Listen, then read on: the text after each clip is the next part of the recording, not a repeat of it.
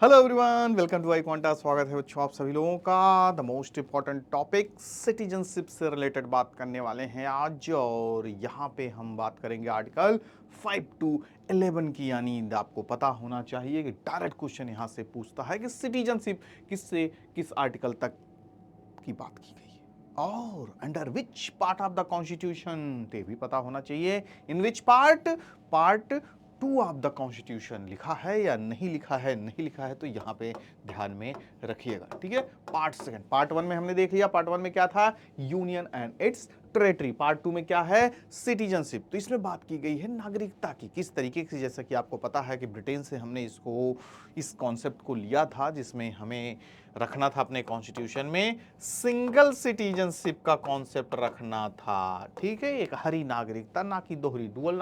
Dual citizenship, dual नागरिकता भी होती है। दोहरी नागरिकता जिसको आप वहां देखे हो गए यूएस में, कि स्टेट की भी लो और उसके साथ साथ उस देश की भी नागरिकता लो। तो ऐसा तो अच्छा नहीं होगा। क्यों नहीं होगा भाई, परेशानी होगी।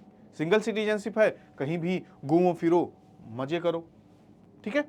कहीं भी रहो, कहीं भी जमीन खरीद लो, कहीं भी पढ़ाई करने चले जाओ, कहीं भी नौकरी करने चले जाओ, तो कोई दिक्कत नहीं होगी। तो ये किस आर्टिकल था, फिर से रिवाइंड करना होगा।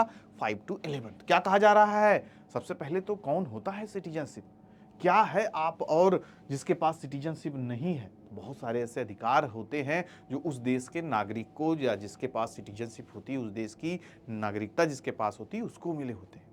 अगर कोई फॉरेनर्स है, अपने देश का नागरिक नहीं है, उसको सिटीजनशिप नहीं मिला है, तो वो बहुत सारी चीज़ों में एलिजिबल नहीं होता। जैसे वोटिंग का राइट्स हो गया, चुनाव लड़ने का अधिकार हो गया, राष्ट्रपति बनने का अधिकार हो गया। तो ये सब राइट्स आपको मिले हैं सिटीजनशिप मिलने के बाद, ठीक है। तो a citizen is a person who enjoys full membership of the community, full membership of the community या स्टेट, उस देश, स्टेट मतलब देश समझना, ठीक है।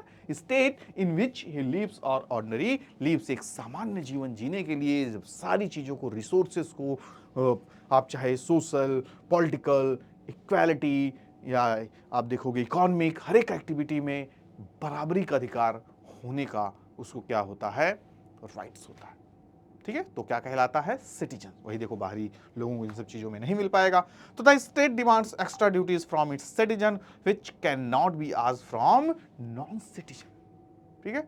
तो वो सारी चीजें नॉन सिटीजन के पास नहीं हो सकती जो हमारे पास होती है। तो अब बारी आती है, तो जैसा कि अभी आपने देखा ना, यहाँ पे 5 से 11, आर्टिकल 5 से 11 में क्या क्या बातें दी गई हैं।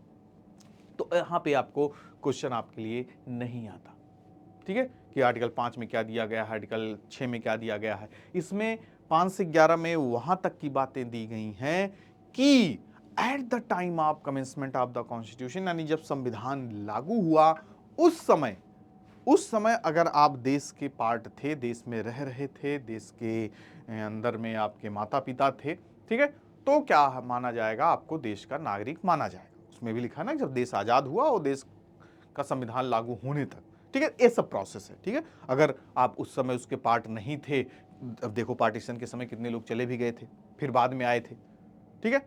तो जो लोग चले गए वो नागरिक नहीं रहे, लेकिन फिर कहा गया कि इतने टाइम के बीच अगर वो वापस आ गए तो उनको कुछ दिनों के बाद नागरिकता दे दी गई, ठीक है। तो इसमें यही बात है, अगर आपने नागरिकता देश की छोड़ दी तो आप नहीं रहे। तो 5 से 11 में इन्हीं सब के बारे में बातें हैं जो कि पूछा नहीं जाता। पूछा यहां से जाता है कि under the citizenship amendment act, एक एक्ट बनाया गया 1955 में। अब ऐसे लोग भी थे जो देश की आजादी के बाद या संविधान को लागू करने के बाद आए थे, तो उनको किस प्रावधान पे आप रखोगे, नागरिकता दोगे। तो ऐसा भी था ना कि जो उस समय रहा सिर्फ उसी को मिलेगा, उसके बाद किसी को नहीं मिलेगा, ऐसा नहीं है। तो हमने एक एक्ट बनाया, सिटीजनशिप अमेंडमेंट एक्ट्स, तो वो हमें 5 तरीके से हमें सिटीजनशिप दे सकता है। हम 5 तरीकों से भारत की नागरिकता ले सकते हैं। The first one is citizenship by birth, जन्म के आधार पर। अगर हमारा इस देश में जन्म हुआ हो और हमारे माता पिता भी यहाँ के निवासी रहे हों, तो हमें नागरिकता दे दी जाएगी, ठीक है। दूसरा है सिटीजनशिप बाई डिसेंट, हमारे वंशज रहे हों, पूर्वज हमारे रहे हों, तो भी हमें यहाँ की नागरिकता मिल जाएगी। तीसरा क्या है, सिटीजनशिप बाई रजिस्ट्रेशन, अगर आप कई सालों से यहाँ निवास कर रहे हैं, 6-7 साल से लगातार रह रहे हैं, यहाँ की आबो हवा में आप पूरी तरीके से अपने आप को कंफर्टेबल मानते हैं, तो रजिस्ट्रेशन करवा सकते हैं और आपको नागरिकता यहाँ की दे दी जाएगी। ठीक है, फिर उसके बाद सिटीजनशिप बाई नेचुरलाइजेशन। नेचुरलाइजेशन मतलब कि काफी समय से इंडिया की नेचर में आप समझिए घुले मिले हैं, 10-12 कम से कम 12 सालों से 15 सालों से यहाँ रह रहे हैं और यहाँ के लोगों से पूरा आपका लगाव जुड़ चुका है, यहाँ की मिट्टी से लगाव जुड़ चुका है, घूम फिर के अपने ही देश में रह रहे हैं, तो आप फिर फाइनली इस देश के नागरिक मान लिए जाओगे। जैसे अदनान सामी वगैरह को देखो दे दिया गया। ठीक है, फिर उसके बाद citizenship by the incorporation of territory. ठीक है, इनकॉर्पोरेशन ऑफ टेरिटरी मतलब कि अगर मान लीजिए कोई टेरिटरी वगैरह बाहर में है, ठीक है, और उसको भारत ने अपने में मिला लिया, जैसे देखिए गोवा, ठीक है, तो at the time of independence या देखा जाए तो संविधान लागू होने के बाद भी गोवा इंडिया का पार्ट नहीं था, यहाँ पर भी उस समय भी आपके पुर्तगीजों ने कब्जा किया हुआ था, तो 1961 में इसको हमने अपने टेरिटरी में मिलाया, इंडियन टेरिटरी में मिलाया। तो अब ऐसा नहीं कि एक आदमी को पर्चा बांटा जाएगा, भैया लो नागरिकता का फॉर्म भरो, सिटीजनशिप का फॉर्म भरो, तो ऑटोमेटिकली जब इंडिया में ये टेरिटरीज आपकी मर्ज हो गई या इंडियन टेरिटरी का पार्ट हो गया, तो वहां के जितने भी लोग हैं ऑटोमेटिकली क्या हो जाएंगे, उस देश के सिटीजनशिप हो जाएंगे, उस देश की सिटीजनशिप उनको मिल जाएगी, सिटीजन उस देश के मान लिए जाएंगे। ठीक है, तो ये 5 तरीके हो गए जिससे सिटीजनशिप आप एक्वायर कर सकते हैं। अब मिल गई आपको नागरिकता, तो ऐसा नहीं है कि जीवन भर अब आपको कोई आपकी नागरिकता ले नहीं सकता। 3 ऐसे तरीके हैं जिससे आपकी नागरिकता जा भी सकती है, सिटीजनशिप आपकी जा भी सकती है। तो दीज आर द 3 वेज। पहला बाई रेनंसिएशन। रेनंसिएशन मतलब स्वेच्छा, अपने मन से आप त्याग दिए हो उस देश की नागरिकता को कि भैया अब हम कनाडा रहने लगे हैं या अमेरिका जाने वाले हैं और भारत की नागरिकता छोड़ के जा रहे हैं। 2-2.5 लाख देखो हर साल चले जाते हैं, तो यहाँ की सिटीजनशिप छोड़ देते हैं या कुछ दिन बाद आएंगे, देखा जाए तो अपनी मर्जी से देखो नागरिकता को छोड़ देना, तो उस देश की नागरिकता आपकी खत्म कर दी जाएगी। Next is by termination. बिना बताए चले गए किसी देश में, मतलब घूमने फिरने जॉब करने गए हो 2-3 महीना, लेकिन फिर वहीं अपना रिन्यू कराते रहे, वहीं बसते रहे, तो यहाँ की सरकार समझ रही भैया आएंगे एक दिन, लेकिन आप आ भी नहीं रहे हो और जहां गए हो वहां की भी नागरिकता ले लिए हो, तो 2-2 देश में चल रहा है तुम्हारा। तो सरकार को जब पता चलेगा, आपका कोई दोस्त ही यहाँ पे आगे सरकार को चुपके से बता देगा, तो आपकी नागरिकता क्या कर दी जाएगी, टर्मिनेट कर दी जाएगी, निरस्त कर दी जाएगी। ठीक है, तो 2 तरीके से तो गई आपकी नागरिकता। तीसरा है बाई डेप्रिवेशन।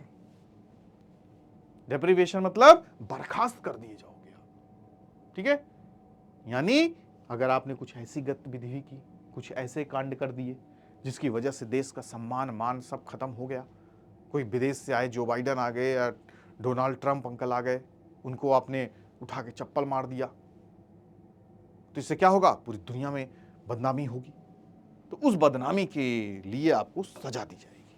ठीक है, आपकी नागरिकता सरकार खत्म कर देगी, आपको कहेगी चुम मार के यहाँ से चले जाओ, या आप इस देश के नागरिक के लाभ काबिल नहीं हो। ठीक है, तो ये तरीके हैं जिससे आपकी नागरिकता जा सकती है और 5 तरीके हमने बताए जिससे आपको नागरिकता मिल सकती है। तो इतना बेसिक्स इसमें जानना चाहिए, बहुत ज़्यादा डीप, बहुत ज़्यादा कॉम्प्लेक्स भी है ये, हर एक कदम कदम पे आपको कॉम्प्लेक्सिटी मिल जाएगी, तो उतना डीप जाना भी नहीं है, बहुत ज़्यादा यहाँ से आता भी नहीं। ठीक है, मोस्टली जो आपसे पूछा जाएगा किस आपका किस में है, किस पार्ट में है, किस आर्टिकल से किस आर्टिकल तक कवर करता है, कितने तरीके से सिटीजन से मिल सकता है, कितने सिटीजनशिप से जा सकता है, out of which is the ways जिसकी तरीके से आपको नागरिकता मिलेगी, इसमें से कौन नहीं है कौन है, तो ये बस इतना ही आपको बेसिक्स पता होना चाहिए। ठीक है, तो इतना पता हो जाएगा तो आपका काम बन जाएगा और इसी के साथ आप आगे बढ़ेंगे। तो आगे बढ़ेंगे अगले टॉपिक में। ठीक है, तब तक के लिए आप नेक्स्ट वीडियोस का वेट कीजिए। Bye bye, take care to all of you, good luck.